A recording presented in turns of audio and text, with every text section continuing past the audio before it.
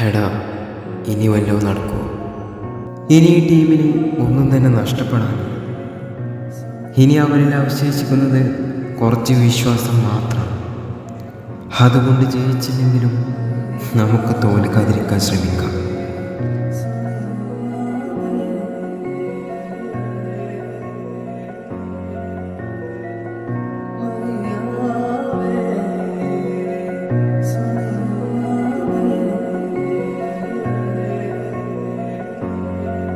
അങ്ങനെ വീണ്ടും കേരള ബ്ലാസ്റ്റേഴ്സ് മറ്റൊരു ഹെവേ മത്സരത്തിനായി ഇറങ്ങുകയാണ്. ഇത്തവണ എതിരാളികൾ ചെന്നൈയിൻ എഫ് ആണ്. ഇരു ടീമും കഴിഞ്ഞ മത്സരത്തിൽ തോറ്റുകൊണ്ടാണ് ഈ ഒരു മത്സരത്തിനായി ഇരു ടീമും തയ്യാറെടുക്കുന്നത്.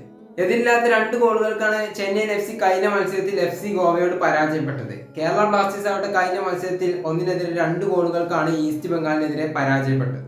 ഇരു ടീമും പരാജയത്തിന്റെ വേദന അറിഞ്ഞാണ് ഈ ഒരു മത്സരത്തിനായി തയ്യാറെടുക്കുന്നത്. എന്തായാലും ഇരു ടീമിനെ സംബന്ധിച്ചിടത്തോളം ഈ ഒരു മത്സരം ജയിക്കുക എന്നുള്ളത് അത് നിർണായകം തന്നെയാണ്. ബ്ലാസ്റ്റേഴ്സിനെ സംബന്ധിച്ചിടത്തോളം ഇനിയും ചെറിയ പ്രതീക്ഷകളൊക്കെ നിലനിൽക്കുന്ന ഈ ഒരു സാഹചര്യത്തിൽ കേരള ബ്ലാസ്റ്റേഴ്സ് ഇനിയുള്ള മത്സരങ്ങളിലെല്ലാം 3 പോയിന്റ് സ്വന്തമാക്കി ഒരുപക്ഷെ കേരള ബ്ലാസ്റ്റേഴ്സ് ആ പ്ലേ ഓഫ് എന്ന സ്വപ്നം ചിലപ്പോൾ യാഥാർത്ഥ്യമാക്കാൻ ബ്ലാസ്റ്റേഴ്സിന് കഴിയും.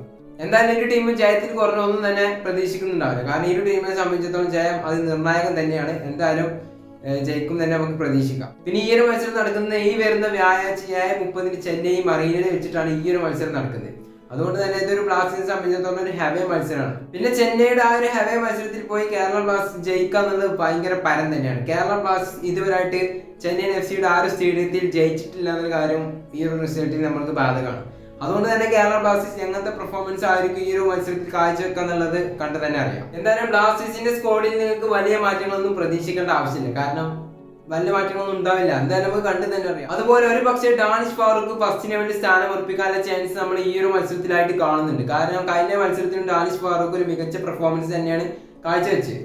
അതുകൊണ്ട് തന്നെ കോച്ചിന്റെ ഒരു തീരുമാനം എന്താ നമുക്ക് കണ്ടു തന്നെ അറിയാം. സോ എന്തായാലും കൂടുതൽ മാറ്റങ്ങൾ നമ്മൾ പ്രതീക്ഷിക്കുന്നൊന്നുമില്ല.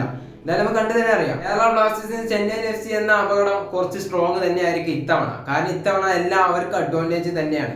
അവരുടെ ഹോം മത്സരമാണ്, എല്ലാം അവർക്ക് അനുകൂലമായിരിക്കും. കേരള ബ്ലാസ്റ്റേഴ്സിന്റെ പല മിസ്റ്റേക്കും ആ ഡിഫൻസിലും ആ ഒരു ഹെറർ മിസ്റ്റേക്ക് തന്നെയാണ്. ആ ഒരു മിസ്റ്റേക്ക് പരിഹരിച്ച് കഴിഞ്ഞാൽ കേരള ബ്ലാസ്റ്റേഴ്സ് ഒരു മികച്ച ടീം തന്നെയാണ്. കാരണം കേരള ബ്ലാസ്റ്റേഴ്സ് കളി തുടങ്ങിയ മുതൽ തന്നെ അറ്റാക്കിംഗ് ചെയ്ത് കളിച്ച ഒരു പക്ഷേ കേരള ബ്ലാസ്റ്റേഴ്സിന് ചെന്നൈയിൻ എഫ് സി ആയിട്ട് തീർച്ചയായിട്ടും ജയിക്കാൻ കഴിയും. എന്തായാലും നമുക്ക് കാത്തിരിക്കാം. സോ വീഡിയോ ഇഷ്ടപ്പെട്ട ലൈക്ക് ചെയ്യുക, അതുപോലെ ചാനൽ സബ്സ്ക്രൈബ് ചെയ്യുക, തൊട്ടടുത്ത് ബെല്ലൈക്കൺ എനേബിൾ ചെയ്യുക. സോ നെക്സ്റ്റ് വീഡിയോ ആയിട്ട് കാണുന്നതായിരിക്കും. എല്ലാവർക്കും ഗുഡ് ബൈ.